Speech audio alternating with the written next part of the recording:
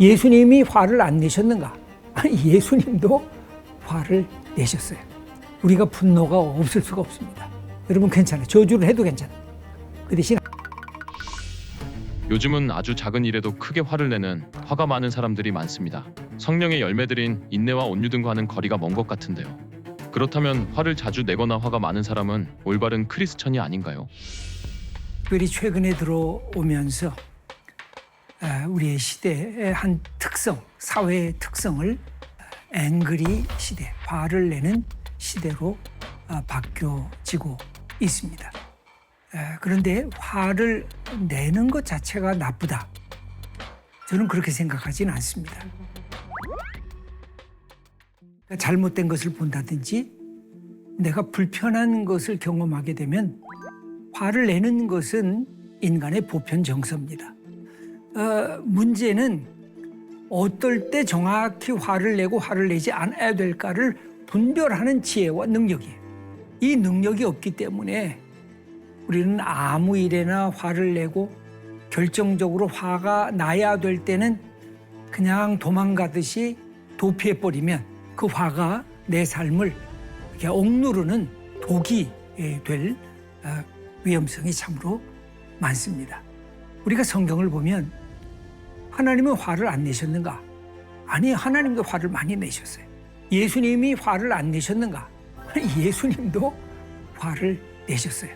하나님의 화를 내고 분노를 내시는 그 모습을 거룩한 분노라고 말씀을 합니다. 왜 거룩할까요?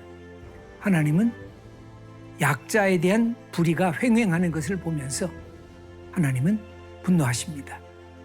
하나님은 거짓 우상을 하나님 대신에 섬기는 것을 보면서 하나님의 마음이 아프셔가지고 분노를 하십니다. 예수님의 생애에도 우리가 들여다보면 그렇습니다. 하나님의 말씀을 인간적인 교리화로 사유화하고 있는 종교 지도자들, 그리고 정치 압력을 가하고 있는 정치 권력자들, 그리고 가난한 사람들을 탈취하고 있는 부자들, 이런 사람들을 볼 때는 예수님도 분노하셨던 것을 볼 수가 있습니다. 분노가 나 중심적인 분노를 하는지, 그래서 과잉 반응하고 있지는 않는지 우리 자신을 살펴볼 필요가 있습니다. 그때 이 화를 낼 때에 꼭 필요한 것이 있어요. 야고보서 1장 20절을 보면 성내는 것이 하나님의 의를 이루지 못한다 말씀을 하십니다. 화를 내는 것과 그것에 대해서 문제점을 지적하는 것은 조금 구별할 필요가 있어요. 내가 분노할 때 자기 자신의 내면을 조금 이렇게 들여다볼 필요가 있습니다. 또 한 가지 중요한 것은 만약 이때 예수님이면 화를 내셨을까? 아니면 가만 계셨을까? 여기까지 생각하면 굉장히 성숙한 믿음의 사람입니다. 화날 일이어서 막 입으로 터뜨리고 싶으면 한 3초 기다렸다가 터뜨리고, 행동까지 가려고 하면 5초 기다리고, 그 다음에 아주 고상한 기준을 만들려고 하면 이때 예수님도 화내실까? 아니면 예수님이 지금 참으실까? 조금 그렇게 생각하면 이 화나는 세상 속에서 내가 조금 여유 있게 넉넉하게 다른 사람을 포용하면서 배려하면서 살아갈 수 있는 지혜를 갖게 될 것입니다. 요즘 사람들은 화낼 때도 강양, 약강이라고 합니다. 강한 사람에게는 약하고 약한 사람 앞에서 강해지는 것에 대해서 어떻게 생각하세요? 저게 우리의 삶의 실태죠. 예수님의 특징은 어떤 것이 있었느냐? 종교 권력자들에게는 항상 담대했습니다. 그러나 당대의 민중들, 연약한 사람들, 가난한 사람들, 병든 사람들, 어린아이들, 무엇보다 인격적 대접을 받지 못하고 있었던 여성들에게는 따뜻하고 온유하고 다정했던 것을 볼 수가 있습니다. 그렇다고 하면 어떻게 강한 사람에게 강하게 부딪힐 수가 있을까요? 여기에는 몇 가지 우리가 각오가 필요합니다. 어떻게 저분의 권위를 인정하면서 저분이 갖고 있는 문제점을 내가 지적을 해서 변화될 수 있는 가능성이 있을까? 그냥 맞부딪히는 것은 그건 갈등이고 전쟁이지 해결책이 아니에요. 여러분 강한 자하고 부딪히려고 그러면 내가 지위가 낮다 그랬을 때 항상 두 가지가 필요해요. 하나는 탁월성. 이 부분은 노력해야 돼요. 준비해야 돼요. 내가 갖고 있는 분야에 대해서 탁월성이 있으면서 동시에 뭐가 있어야 될까요? 진실함, 진정성이 있어야 돼요. 그러면 강한 내 위의 상사가 저는 진정성이 있어. 그러면 그것을 인정하고 받아들이기 시작해요. 거기까지는 좀 시간이 걸릴 겁니다. 그러나 부딪혀 나갈 필요가 있어요. 그리고 나보다 연약하다고 느끼는 사람 앞에서는 온유해야 돼. 그래서 나 자신 스스로 보면서 내가 진정으로 화낼 때 화나고 그다음에 참을 때 참고 있는가. 나보다 더 강한 사람 앞에서 나는 진실성을 가지면서 접근하고 있는가. 나보다 약한 사람 앞에서 넉넉한 배려와 포용을 하고 있는가. 이걸 늘 자기 자신을 향해서 바라보면 멋진 사람으로, 매력적인 사람으로 내가 성숙하게 될 것입니다. 그러면 그 사람은 어디다 던져놔도 자기 몫을 아주 멋지게 행하는 인물이 될 수 있을 것입니다. 예수님의 제자 중에서 베드로도 요즘 사람들처럼 성급하고 화가 많았었던 것 같은데 성령님을 만나고는 어떻게 변화되었나요?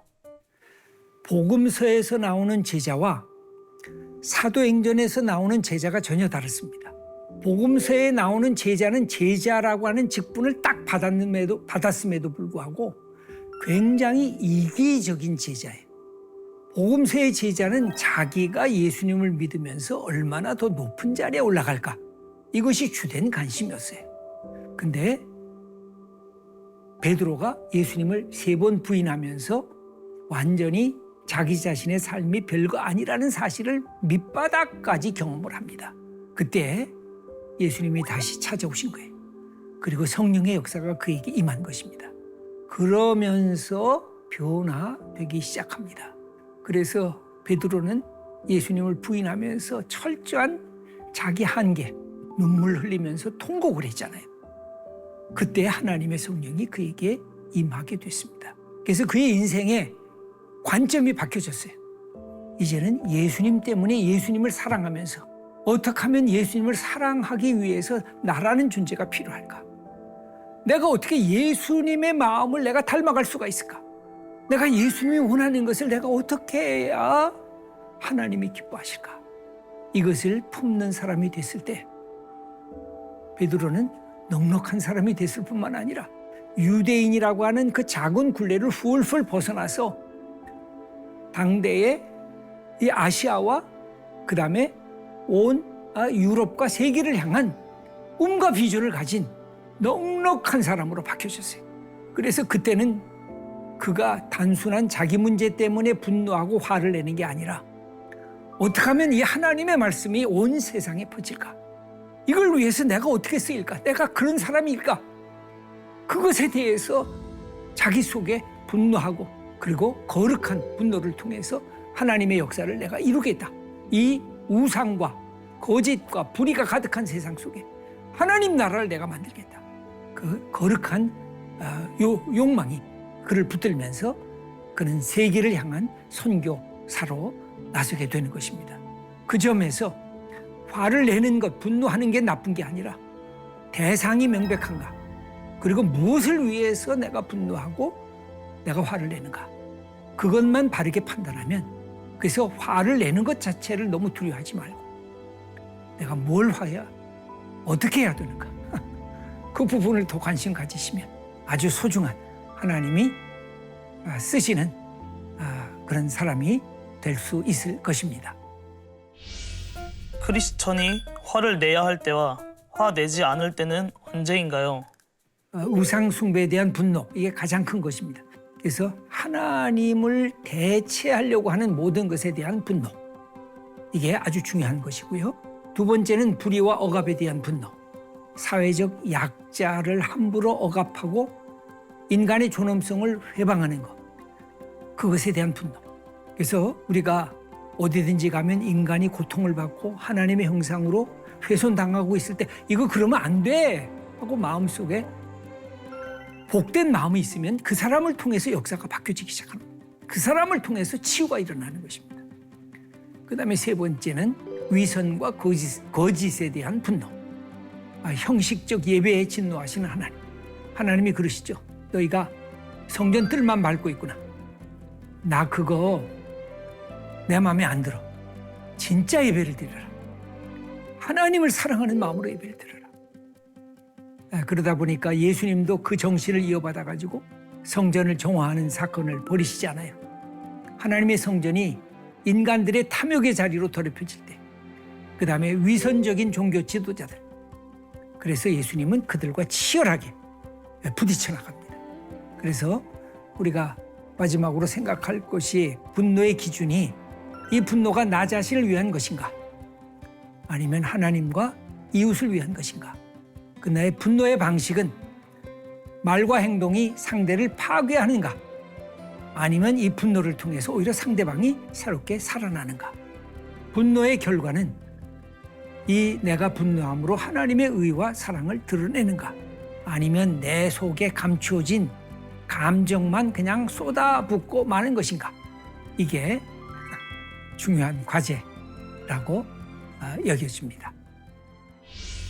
끝으로 화가 많아진 이 시대를 살아가는 분들에게 위로와 격려 또는 당부 부탁드립니다. 우리가 분노가 없을 수가 없습니다. 불평, 탄식, 분노의 언어가 있으면 어떻게 하면 될까요? 예수 믿는 사람들. 하나님에게 터뜨리셔야 돼요. 그 사람에게 가서 터뜨리기 전에 제가 부탁드리는 것은 하나님께 터뜨리셔야 돼요. 그걸 누가 제일 잘했을까요? 여러분 구약의 시편을 읽어보면 시편의 내용이 전부 다 그거예요. 하나님 저들 그냥 무너뜨려 주세요 하고 막 저주의 이야기를 하는데 괜찮아요. 여러분 괜찮아요. 저주를 해도 괜찮아요. 그 대신 하나님께 하세요. 사람에게 하지 마세요. 그러면 내 언어가 그 하나님께 기도하면서 하나님이 내 언어를 바꿔줄 것이에요. 그래서 나의 불평, 나의 탄식, 나의 분노가 기도할 때 어떻게 바뀌어져요? 하나님의 문제로 하나님께 드리는 거예요. 그러면 그때 우리 마음속에 하나님께서 나를 치유하시는 하나님의 은총을 경험하게 될 겁니다. 그때 우리는 상처 입은 치유자로 세상을 향해서 나갈 수가 있어요. 나도 그때 이랬어. 나도 그때 아팠어. 나도 그때 무너졌어. 나도 그때 속상했어. 나도 그때 억울했어. 그러나 예수님을 통해서 하나님의 치유를 통해서 내가 회복이 됐어. 그래서 내가 내 마음을 알아. 우리 함께 기도하자. 그렇게 그들을 껴안고 같이 기도하면서 하나님의 선하신 치유자의 예수님의 모습을 우리도 닮아갈 수 있을 것입니다. 그러니까 화를 내는 것 자체를 두려워하지 마세요. 뭘 위해서 화를 내는지, 내가 어떻게 화를 내는지. 그래서 그것을 통해서 하나님이 기뻐하시는, 그리고 사람이 살아나는 그런 분노와 화인가, 그것만 명백하면 이 시대에 어디든지 가셔서 여러분의 역할들을 잘 감당하는 하나님의 사람들이 다 되시기를 축원합니다.